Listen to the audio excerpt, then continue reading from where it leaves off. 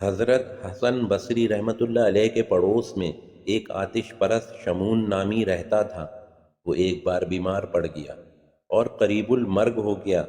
حضرت حسن کو اس کی بیماری کا پتہ چلا تو وہ آپ اس کے پاس پہنچے۔ آپ نے دیکھا کہ آگ اس کے پاس سلگ رہی ہے اور وہ آگ کے دھوئیں میں کالا پڑ گیا ہے۔ آپ نے فرمایا کہ خدا سے ڈر اور مسلمان ہو جا۔ ساری عمر تو نے آگ اور دھوئیں کی پرستش کی، اب دین اسلام کو آزما، شاید خدا تجھ پر رحم فرمائے۔ شمعون بولا کہ دین اسلام کی صداقت کی کوئی نشانی دکھائیے۔ آپ نے فرمایا، دیکھ تو نے 70 برس آگ کی پوجا کی اور میں نے ایک روز بھی اس کو نہیں پوجا۔ اب میں اور تم دونوں اس میں اپنا ہاتھ ڈالتے ہیں اور پھر دیکھتے ہیں کہ آگ کس کو جلاتی ہے اور کس کو چھوڑتی ہے۔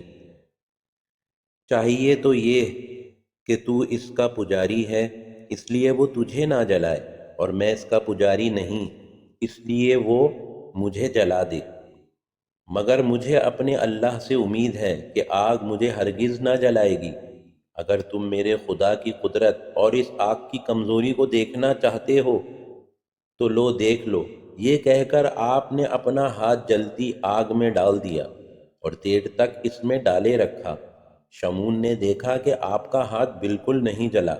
یہ منظر دیکھ کر شمعون بے قرار ہوا اور خدا کی محبت کا نور اس کی پیشانی سے چمکنے لگا، اور وہ عرض کرنے لگا کہ اب تک پورے 70 برس میں نے اس آگ کی پوجا کی ہے اور اب چند سانس باقی ہیں، تو اس میں آپ کے خدا کی کیا عبادت کر سکتا ہوں؟ حضرت حسن نے فرمایا، تو اس کی فکر نہ کر، کلمہ پڑھ لے تو میرا خدا تجھ سے فوراً راضی ہو جائے گا اور پچھلے 70 برس کی آگ کی ساری پرستش معاف فرما دے گا۔ شمعون نے کہا، اگر آپ ایک اقرار نامہ لکھ دیں کہ خدا تعالیٰ مجھے عذاب نہ دے گا تو میں ایمان لے آتا ہوں۔ حضرت حسن نے ایک اقرار نامہ لکھ دیا اور شمعون کو دے دیا۔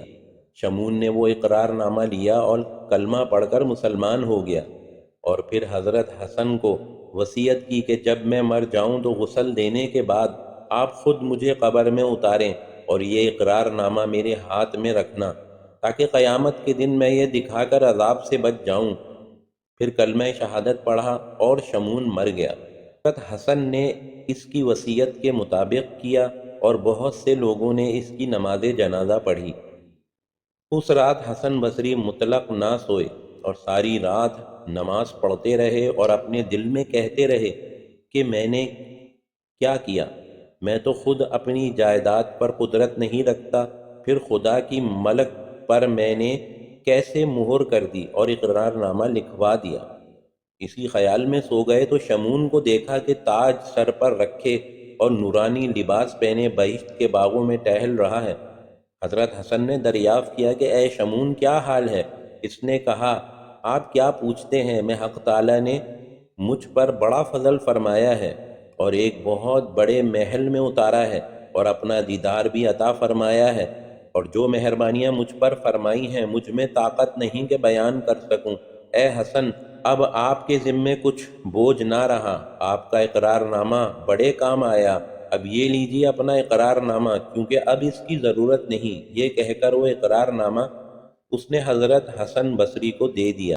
حضرت حسن بصری جب بیدار ہوئے تو وہ اقرار نامہ ان کے ہاتھ میں تھا۔